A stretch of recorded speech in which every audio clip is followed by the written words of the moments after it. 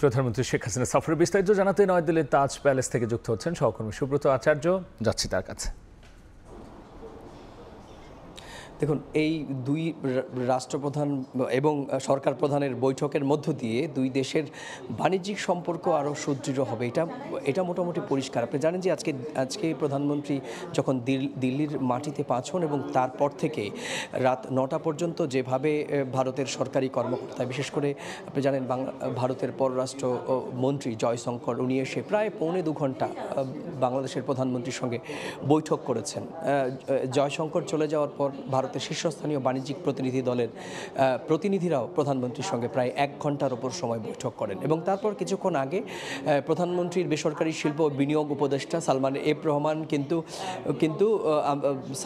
রহমান তিনি কিন্তু এই আজকে দুপুরের পর থেকে এই যে বৈঠক এবং তার পরবর্তীতে কালকের যে দুই সরকার প্রধানের মধ্যে যে বৈঠক হবে সেই সমস্ত বেশ কিছু বিষয়ে আভাস দিয়েছেন। পরিষ্কার করে তিনি না বললেও তিনি বলেছেন যে এই বৈঠক, এই দুই রাষ্ট্রনেতা সরকার প্রধানের যে বৈঠক, এই বৈঠকের মধ্য দিয়ে এবার বাংলাদেশের অর্জন কিন্তু বাংলাদেশের মানুষের কিন্তু অর্জনটা এবার বেশি হবে। তিনি বারবারই বলছেন যে এবার বাণিজ্যিক দিক থেকেই দুই দেশের মধ্যে যাতে সুদৃঢ় একটি সম্পর্ক তৈরি করা হয় সেই দিকে নজর থাকবে। একই সঙ্গে প্রসঙ্গ এসেছে রোহিঙ্গা ইস্যুতে বাংলাদেশের মতো ভারতও কিন্তু অনেকটা কোণঠাসা।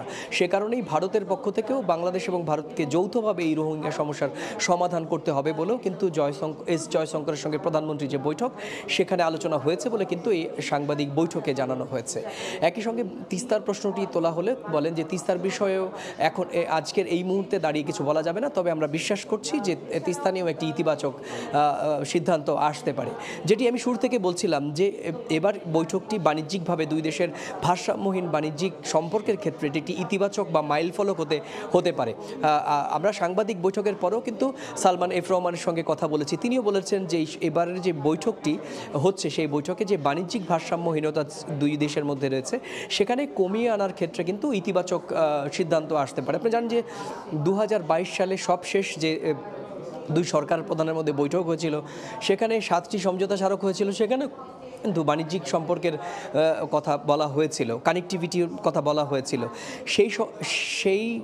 সেগুলো কিন্তু আগামীকালের বৈঠকে আবার সামনে তুলে ধরা হবে। তার বাস্তবিক অর্থে একটি যে সাধারণ মানুষের কাছে সাধারণ মানুষ যাতে দেখতে পারেন এবং দুই দেশের সাধারণ মানুষ যাতে উপকৃত হয় সেই দিকেই কিন্তু দুই দেশের সরকার প্রধানের পক্ষ থেকে ইতিবাচক উদ্যোগ নেওয়া হবে। তো এমনটিই বলছিলেন সাংবাদিক বৈঠকে সংশ্লিষ্ট কর্মকর্তা। তো এই ছিল আমার কাছে তাজ প্যালেস থেকে প্রধানমন্ত্রীর আগামীকালের যে রাষ্ট্রীয় যে বৈঠক সেই সংক্রান্ত আমার কাছে থাকা সবশেষ তথ্য।